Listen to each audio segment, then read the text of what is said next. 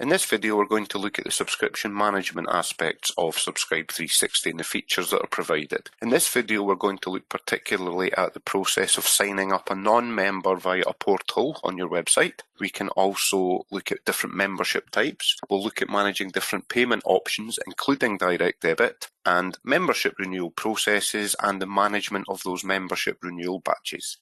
In this video, we're going to look at the subscription management features that are available in Subscribe 360. So, first of all, the user journey for onboarding. This is an example of the Subscribe 360 portal. It notices before I can sign up as a member, I have to identify myself and register with the portal. If I'm not already registered, I can set up a new account from here. Provide my username and password. And the system has authenticated me and allowed me to log in. The system has identified that I am not yet a member, so it confirms here my membership status is non-member, and there's a link here to allow me to join online today. So let's click on the link. It confirms to me that I'm about to be taken through the sign-up process, so I choose to start my application. It confirms back to me the details that are held on file for me. They are correct, so I move on to the next stage. I then select my membership type. I want to sign up for a student membership, so pick that from the list. If required, I can supply a sponsor name and sponsor membership number. I'm going to choose my payment frequency. The options available at the moment are monthly, quarterly, biannually, and annually. I'm going to pick annually, and I also would like to pay by direct debit and move forward. So it's quite a seamless journey. The website visitor is guided through the entire process. Because I picked direct debit at the last stage, I need to provide some direct debit details. So, confirm some details back to them. Just enter the details. I'm going to choose Next to move on to the next stage. The system then compiles all of that information into a summary screen.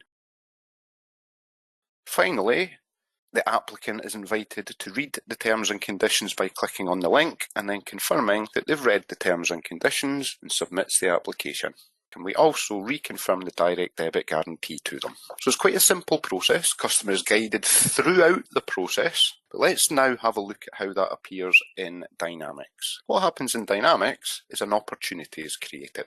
We can come in and have a look at the progress of that application. It's been submitted. I can see all of the details that were entered, and it's also supported by a business process flow so that someone looking back and reviewing this application can see what was submitted at each stage. So where the person confirmed who they were, the membership type.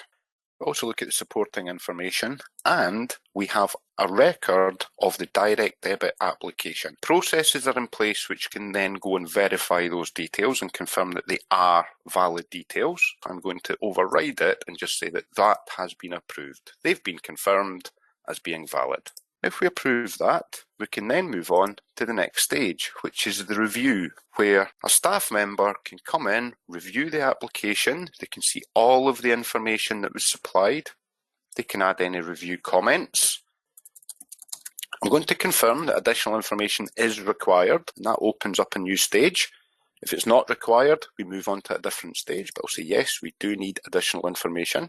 So I'm going to say on the 17th, we requested copy of employment contract. We can confirm that that was supplied back to us today. Move on to the next stage, and I can then review it and I can make a decision. So I'm going to say that I'm going to admit this member. I'm going to admit them from today. And we finish off that process. Quite a seamless process for the person applying, and all of that data is reflected back in Dynamics where it's very easy to review, analyse and report on.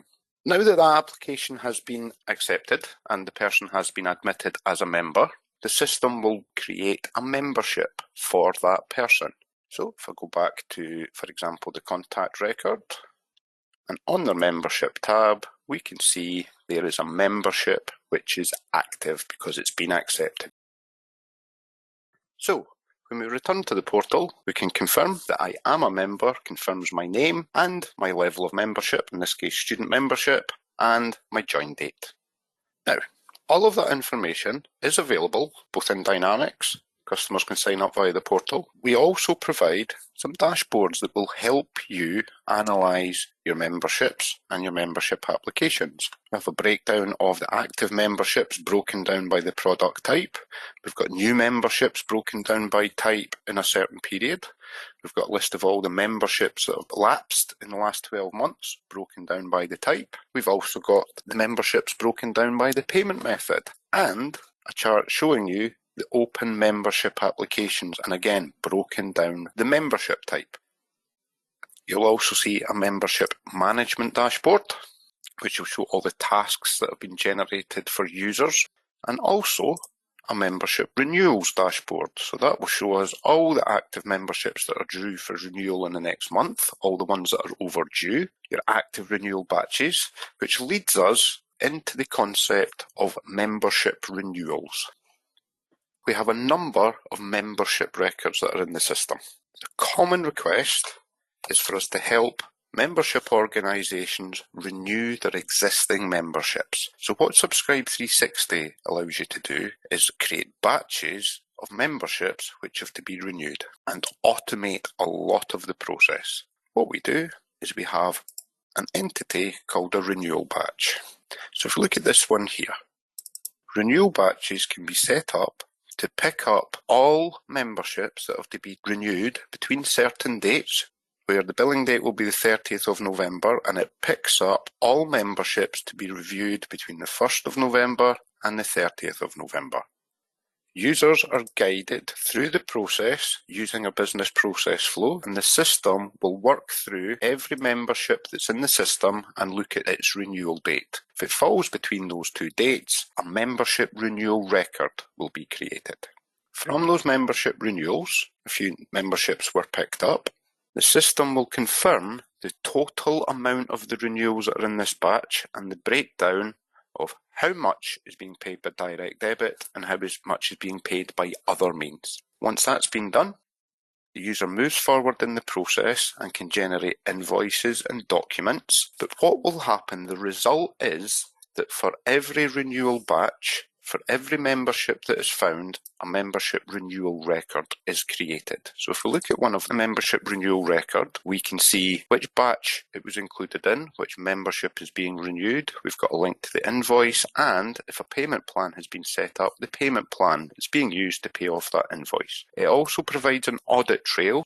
The result of this is that every time a membership is included in a renewal batch, the membership renewal record links it both to the batch and to the membership, which means if I'm looking at a membership record, I can see a record of each time that renewed. So in Subscribe 360, each year you can go in, define the memberships that should be picked up, run the renewal batch, and that will renew all of your memberships and create an invoice for that membership. And that is the membership renewed. Each time the membership is renewed, the renewal date is moved on 1 year, so it's not picked up for another year. To help you with that, we've got the membership renewals dashboard. We've got a list of all the memberships that are due for renewal, so we can see at the moment, the last month, we're up to date with, but we can see that we've missed some. There are 17 memberships that have been missed and the renewal is overdue, so we can take action on that. Because we're paying by direct debit, one of the actions on the back of creating a renewal is to create a collection batch to apply for the direct debit payments, but that will be covered in the next video. But we can see here the collection batches that have been created. We can see all the new direct debit batches of OCON and all the ODIS 0117s. So, Subscribe 360 both allows you to manage your subscriptions. It allows potential members to sign up in a seamless guided journey. Once that person has been accepted, a membership record is created, which is then renewed on a scheduled basis.